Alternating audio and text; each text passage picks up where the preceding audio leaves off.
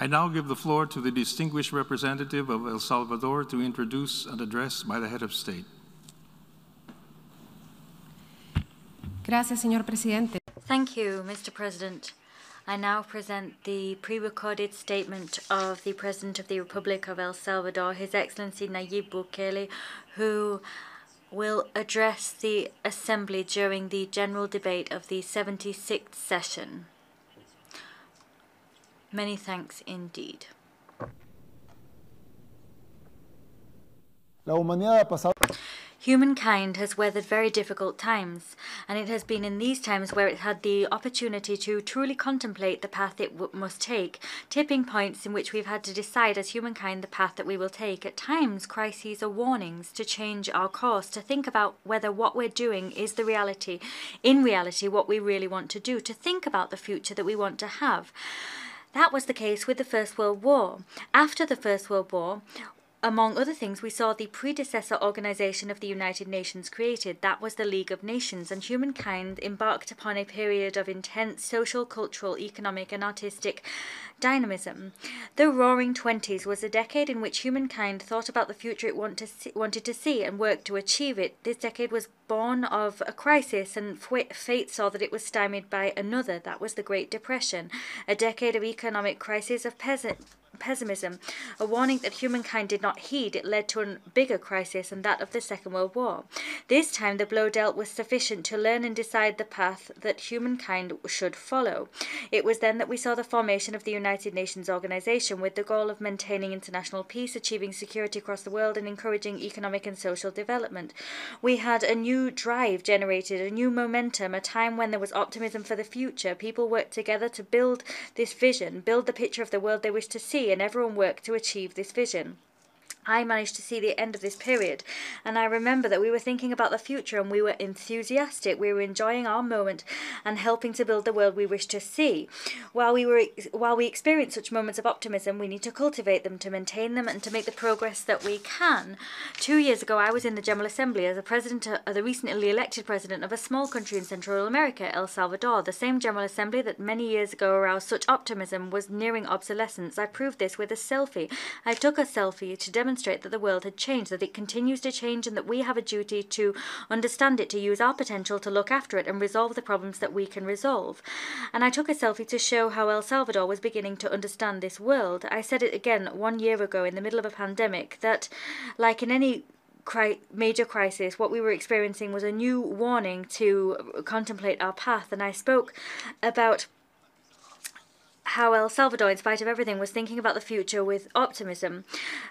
Once again, I'm here, and to say that we didn't heed this warning, and we're heading towards another crisis, an even greater crisis, as was the Second World War after the Great Depression. We're risking much more than we thought it possible to lose. We're in a world which is increasingly frenzied, more fragmented, more anxious, more pessimistic, and more individualistic. A world in which almost nobody knows where we're going or even where we want to go. We're resolving problems in the short term, jumping from one crisis to another, until we'll reach one that we won't be able to resolve. The society and the world is suffering, and it seems that we're increasingly far away from tackling the causes of this suffering. We're in a world in which we're producing more than we need, and there are still people that die of hunger from a lack of medicines and from a lack of drinking water. We're in a world where if someone wants to do something differently, he's attacked rather than being guided and being helped to find his path, a path that the rest of humankind might follow. We're in a world which is in the midst of a pandemic where we've seen the best and the worst of humankind, and whose collective response has only multiplied global anxiety. We've seen a pandemic which has deepened the crises that were already there. We're drawing ever closer to a civilizational collapse that we'd been on the brink of for decades. We're in a world plagued by all types of crisis, but primarily by a crisis of identity.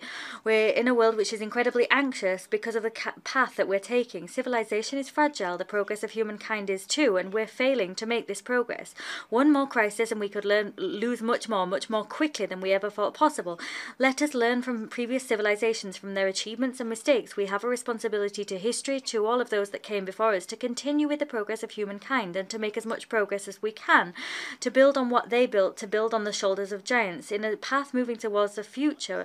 That's the path we need to walk along. A path towards the future, but one which respects and values where we came from, our traditions, our customs, our culture, and the things that make us a civilization.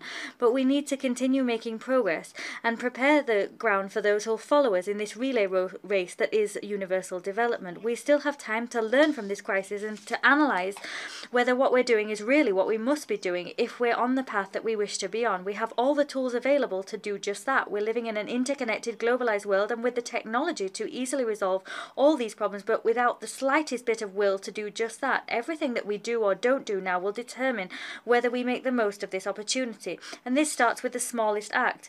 We need to do what really makes us happy. We need to maintain our traditions, we need to care and value our families. We need to teach our children what our parents taught us, what we learnt from our teachers. We need to value what has made us what we are, and we need to continue believing in what we are. At the same time, we need to look for people who think in that way too. We need to look at those that are optimistic about the future and about human potential. We need to stand as an example to others. Consequently, instead of once again asking for multilateralism to be remodeled into a model where we stand as nations to analyse and decide upon the path that we'll wish to take, I am saying that my country, El Salvador, is already going down this new path, a path towards our development and to the first God, and will be an example for other countries of the world. We're designing the future that we wish to see, a future in which all people will have the judgment and the opportunity to do what they really want to do. Confucius said once, choose a job you love and you'll never work a day in your life. Goethe said, the person born with a talent they are meant to use will find their greatest happiness in using it. In this way, this is the philosophy underpinning the vision that we're building. We want to see a future where people do what they like, where they and because they do it well, where they can do what they do well. And economic development will be a happy consequence, an extra. Economic development will be a means and not an end. This is what we'll do in El Salvador. We're trying to, little by little, build opportunities and cultivate the judgment to use them with the tools that we've been lent, and hand in hand with people that are increasingly alert and wishing to build their future. It won't be easy, but we'll use the time that God has given us to make the progress that we can responsibly. We'll work with people that have not been drawn in by the hypercommunication of the world, and we'll work with those who believe in the infinite potential of humankind and believe in the greatness of what we can achieve together. Thank you.